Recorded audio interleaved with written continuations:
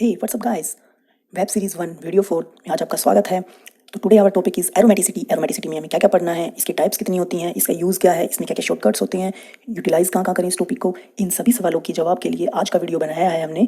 और इसमें आपको एक चार्ट दिखाई दे रहा है। इस चार्ट के अंदर 8 कॉलम्स बनाए गए हैं। एरोमेटिसिटी के अंदर या फिर यूट्यूब हिस्ट्री के अंदर इस तरह का कोई भी आपको कोई भी वीडियो मिले तो मुझे बता देना। ये एक यूनिक वीडियो होगा और इस वीडियो में हम 8 तरह की डिफरेंट एरोमेटिसिटी को पढ़ेंगे, एरोमेटिसिटी का मीनिंग जानेंगे और एरोमेटिसिटी को यूज़ कहाँ कहाँ करें, इन सभी सवालों के साथ आइए स्टार्ट करते हैं आज का टॉपिक। Let's start. तो स्टूडेंट, सबसे पहले हम डिफाइन करेंगे एरोमेटिक वर्ड को। एरोमेटिक यानी stability. Aromatic refers to stability. Aromatic को समझने के लिए हम एक एनालॉजी का यूज़ कर सकते हैं। फॉर एग्जांपल हम बात करें तो हमारी कंट्री के अंदर जो पीएम है, फिलहाल पीएम मोदी हैं, तो वो सबसे स्टेबल इंसान है। ठीक उसी प्रकार हमारी केमिस्ट्री के अंदर सबसे स्टेबल कंपाउंड कौन सा होगा? एरोमेटिक कंपाउंड होगा। जो जितना ज़्यादा स्टेबल कंपाउंड हमें मिल जाए तो वहाँ पर 90 to 80-90% चांस है कि उसके अंदर एरोमेटिसिटी तो मिलेगी ही मिलेगी। तो हमने आज क्या सीखा? हमने सीखा सबसे पहली बात, एरोमेटिसिटी का मतलब क्या है। Aromaticity is a word which refers to stability. ठीक है, आगे बढ़ते हैं। तो बात आती है कि एरोमेटिक कंपाउंड को हम पहचाने कैसे। तो इसके लिए आपको एक बात याद रखनी होगी कि एरोमेटिक कंपाउंड के अंदर हमेशा ओड पाई बॉन्ड्स होते हैं। क्या होते हैं? Odd pi bonds 1 3 5 7 9। यहाँ पर मैंने एग्जांपल्स डाल रखे हैं, देखिए यहाँ पर 1, यहाँ पर 1 2 3, 1 2 3, कितने पाई बॉन्ड्स हैं? 3, यानी ओड पाई बॉन्ड्स हैं। ठीक है, तो जहाँ पर भी आपको ओड पाई बॉन्ड्स मिले तो आप एक बात तो हमेशा दिमाग में रखिए कि वो कंपाउंड एरोमेटिक हो सकता है। ठीक है, अब एक बात और सीख लेते हैं बेसिक वाली कि positive means absence of pi bond और negative means presence of pi bond. ठीक है, क्या बताई मैंने? Positive means absence of pi bond और negative means presence of pi bond. अब यहाँ पर देखिए, यहाँ पर ये इलेक्ट्रॉन डेंसिटी अब्सेंट है, यहाँ पर इलेक्ट्रॉन डेंसिटी अब्सेंट है।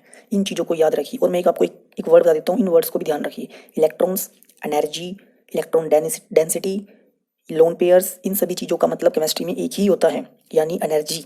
ठीक है, पॉजिटिव मीन्स ये एनर्जी गायब, यानी इलेक्ट्रॉन डेंसिटी गायब। ठीक है, यानी चार्ज गायब। और negative means presence of energy, यानी प्रेजेंट ऑफ चार्ज, यानी प्रेजेंस ऑफ इलेक्ट्रॉन डेंसिटी, यानी प्रेजेंस ऑफ लोन पेयर्स। इन सभी बातों को याद रखेंगे तो केमिस्ट्री में कभी मार नहीं खाएंगे। कोई बुक पढ़ लीजिएगा, बुक्स मीन्स आपको डिफरेंट डिफरेंट बुक्स पढ़ेंगे, ये चीज़ें मिलेंगी, लेकिन मैं आपको कलेक्ट करके दे रहा हूँ। तो इन चीज़ों को एक बार याद रखिए और अपने IQ लेवल को इंक्रीज करते जाइए। ठीक है, अब देखिए, ये sp2, ये sp2, ये sp2, sp2, sp2, sp2, sp2, sp2, sp2, sp2, cyclic भी है, sp2 भी है। और को भी इसने टिक मार्क कर दिया है, और पाई बॉन्ड्स वाला भी तो कर दिया इसने। तो इसका मतलब क्या हुआ? ये कंपाउंड हमारा एरोमेटिक हो गया।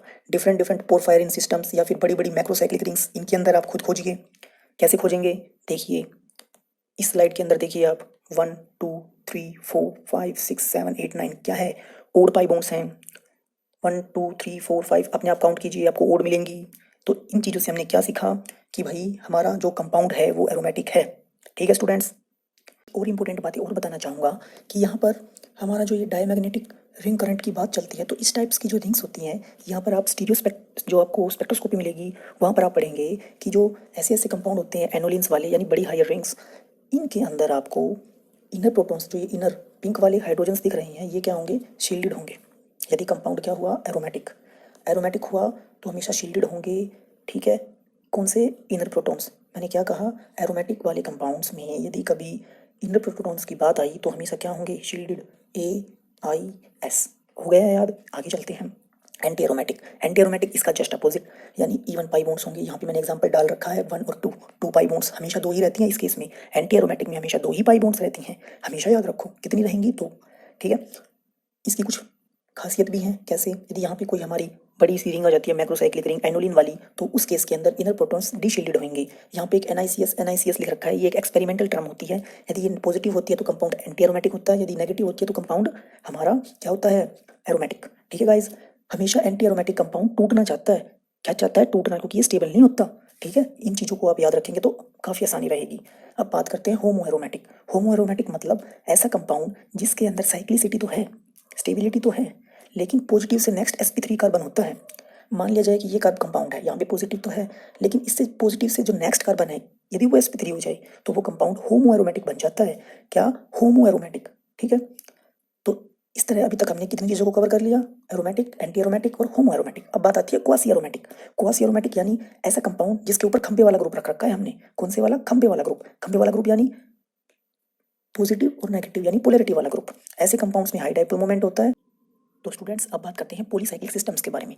पॉलीसाइक्लिक सिस्टम्स में दो केसेस होते हैं, नंबर वन इज नॉन बेंजोनोइड और number second is non हक्कल pi bond. ठीक है, इन दोनों में हम लगाते हैं स्पेशली क्रैक्स रूल। कौन सा rule? Cracks rule. Cracks rule हमें बताता है यदि दो से तीन साइकिल्स हों, यानी पॉलीसाइक्लिक यानी बहुत ज़्यादा साइकिल्स हों सिस्टम के अंदर, जैसे 1 2 3, ठीक है, तो ऐसे सिस्टम्स जब होते हैं यदि वहाँ पर पाई बॉन्ड्स इवन हों तो कंपाउंड नॉन एरोमेटिक होगा, और यदि ओड हों तो कंपाउंड एरोमेटिक होगा।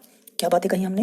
यदि किसी कंपाउंड के पास पॉलीसाइक्लिक सिस्टम होने के कारण इवन पाई बॉन्ड्स हैं तो नॉन एरोमेटिक कहलाएगा, और यदि ओड हैं तो एरोमेटिक कहलाएगा। ठीक है गाइस, अब बात आती है नॉन हक्कल पाई बॉन्ड।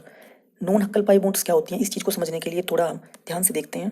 ठीक है, इस स्लाइड में देखिए, जो ये वाली बॉन्ड होती है जो बिल्कुल ही सेंटर में है, ये वाली देखो, ये वाली देखो, थोड़ा और ध्यान से देखेंगे तो इस स्लाइड में आपको दिखेगी। देखो ये वाली बॉन्ड्स, ये वाली, ये वाली, ये वाली जो सेंटर, बिल्कुल सेंटर ऑफ मास में एग्जिस्ट करती हैं, इनको बोला जाता है नॉन हक्कल पाई बॉन्ड, और इनको हम कभी भी काउंट नहीं करते हैं।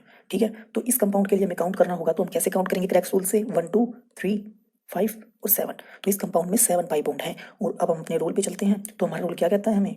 हमारा रोल कहता है हमें कि भाई इस कंपाउंड के अंदर तो ओड है, तो यानी ये कंपाउंड क्या है? एरोमेटिक। ऐसे ही आप इन दोनों कंपाउंड्स को दोबारा काउंट करेंगे और अपने रूल को परखेंगे। ठीक है, ये रूल आप हर जगह लगा के देखिए, आपको सक्सेस रिजल्ट मिलेगा। ठीक है, अब बात करते हैं हम अपने कंपाउंड फुलवोलिन की। किसकी बात करते हैं? फुलवोलिन लाइक सिस्टम्स, यानी ऐसा सिस्टम जब किसी कंपाउंड में बाहर पर डबल बॉन्ड लग जाए। क्या कहा मैंने? जब किसी कंपाउंड में बाहर डबल बॉन्ड लग जाए तो उस कंपाउंड को फुलवोलिन लाइक सिस्टम बोला जाता है। ये कंपाउंड हमेशा नॉन एरोमेटिक होते हैं, इनके सिर पर हमेशा डबल बॉन्ड दिखाई देती है। तो इन चीज़ों को आप याद रखें। ये दो एग्जांपल्स भी हैं, फुलवोलिन और कैल्सिलिन, ये मैंने चार्ट में भी आपको दिखाए थे। ठीक है गाइस, स्टूडेंट्स अब हम बात करेंगे डबल बॉन्ड बाइसाइक्लिक सिस्टम की, यानी ऐसे सिस्टम जहाँ पर दो साइकिल होंगी और बीच में क्या होगा? Double bond. ठीक है, दो साइकिल्स को जोड़ने के लिए डबल बॉन्ड का यूज होगा, ऐसे कंपाउंड को डबल बॉन्ड बाइसाइक्लो सिस्टम्स बोला जाएगा। ठीक है, अब आगे चलते हैं।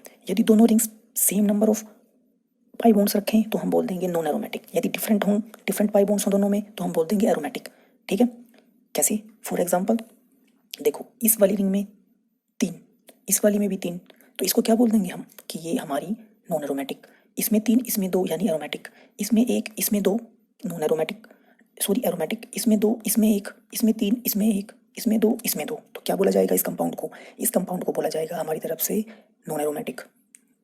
तो गाइस अब हम अपने लास्ट टॉपिक पर चलते हैं, जिसका नाम है एजुलिन सिस्टम्स। एजुलिन सिस्टम्स यानी एरोमेटिक वाया चार्ज सेपरेशन। ऐसे सिस्टम जिसमें एक तो रिंग हो 5 मेंबर्ड और एक हो 6 मेंबर्ड, ऐसे सिस्टम्स को बोला जाता है एजुलिन सिस्टम्स। और यहाँ पर जो एरोमेटिसिटी आती है ये हमारी आ जाती है चार्ज सेपरेशन की वजह से। चार्ज सेपरेशन की वजह से एरोमेटिसिटी पाया जाना 5 मेंबर और 6 मेंबर रिंग्स के अंदर कंपाउंड की डायपोल मोमेंट को बहुत ज़्यादा बढ़ा देता है, जिस कारण चार्ज सेपरेशन बढ़ जाता है, और चार्ज सेपरेशन के कारण एरोमेटिसिटी वहाँ पर मिलती है।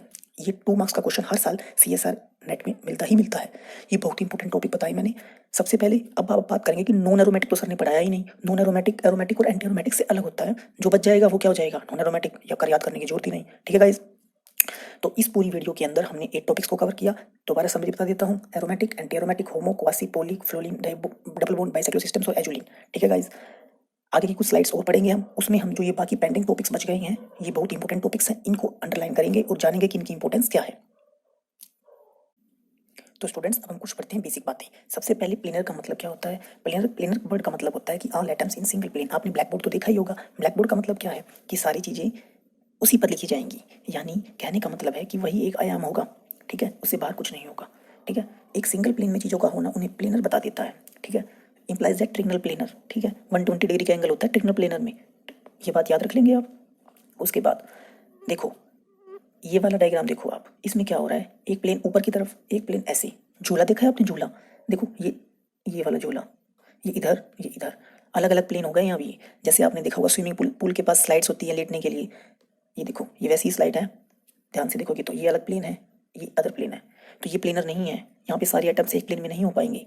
ठीक है, और साथ के साथ मैं अपने स्टूडेंट्स को ऑर्बिटल की भी जानकारी देना चाहूँगा। देखो ये क्या होता है, यहाँ पर ये sp2, ये sp2, ये sp2, ये sp2। sp2 का मतलब क्या होता है और sp3 का क्या होता है?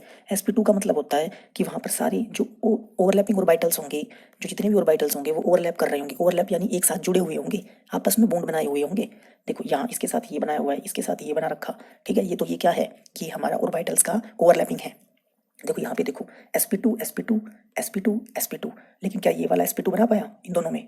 नहीं, क्योंकि इन दोनों की जॉइनिंग ही नहीं है, तो ओवरलैप ही नहीं होगा। और ओवरलैप ही नहीं होगा तो सिस्टम साइक्लिक नहीं होगा, सिस्टम साइक्लिक नहीं होगा तो एरोमेटिक ही नहीं होगा। एरोमेटिक और एंटी एरोमेटिक की तो बात ही खत्म हुई, ये तो नॉन एरोमेटिक हो गया। ठीक है, तो साइक्लिक वर्ड जब भी जोड़ा जाता है तो उसका एक ही मतलब होता है, क्या, कि वहाँ पर ऑर्बिटल्स का ओवरलैप हो रहा है। ये क्या है, sp3 का मतलब क्या होता है कि वहाँ पर सैचुरेशन नहीं है। ठीक है, वहाँ पर डबल बॉन्ड नहीं है, ट्रिपल बॉन्ड नहीं है, sp3। ठीक है गाइस, तो ये थी कुछ बेसिक बातें। आप, मुझे उम्मीद है कि आपको स्टूडेंट्स अपनी वीडियो के लास्ट सेगमेंट में बात करूंगा एरोलिन सिस्टम को दोबारा एक बार समझाने की, क्योंकि ये हमारे तरीके से और भी हो सकता है। ये एक पॉलीसाइक्लिक सिस्टम है, क्योंकि यहाँ पे कितनी साइकिल है, 2 साइकिल हैं, तो हम इसको ऐसे बोल सकते हैं कि 1 2 3 4 5 देयर आर 5 पाई बॉन्ड्स, यानी 5 डबल बॉन्ड्स। तो 5 डबल बॉन्ड्स का मतलब क्या है, 5 डबल बॉन्ड्स का मतलब है कि और सिस्टम है और और के अनुसार एरोमेटिक है, तो दैट्स व्हाई एरोमेटिक भी हो सकता है इस मेथड से भी। वहाँ से भी ये आंसर आया, यहाँ 4 सेपरेशन से भी वही आंसर आया। तो इस तरह की चीज़ों को आप आसानी से समझ लेंगे। ये मैंने साइड में कुछ चीज़ें कर रखी हैं, इन चीज़ों पर भी नजर पड़े तो देख लेना, क्योंकि तब मैं चाहता हूँ कि आप चीज़ों को क्रैम करने से पहले चीज़ों को एक बार समझें, एक बार साथ लेके चले कि चीज़ें आखिर हैं कितनी और कितना हमें लर्न करना है, कितना हमें क्रैम करना है, और चीज़ें कंपटीशन में कैसे आती हैं, कैसे उनके साथ डील करना है, ये सबसे इंपॉर्टेंट बात है। पर तो आप कहीं से भी लेंगे, लेकिन चीज़ों को एक साथ लेकर के अपने ब्रेन को एक बार प्रोग्राम वे में काम करके आप उस लेवल पर जाइए जहाँ से एक स्किल पैदा हो आपके अंदर। फिर जब तक स्किल नहीं पैदा होगी, न्यू टीचर आएगा वो बिगाड़ देगा उसको। ठीक है, तो till then good bye students, take care, bye bye.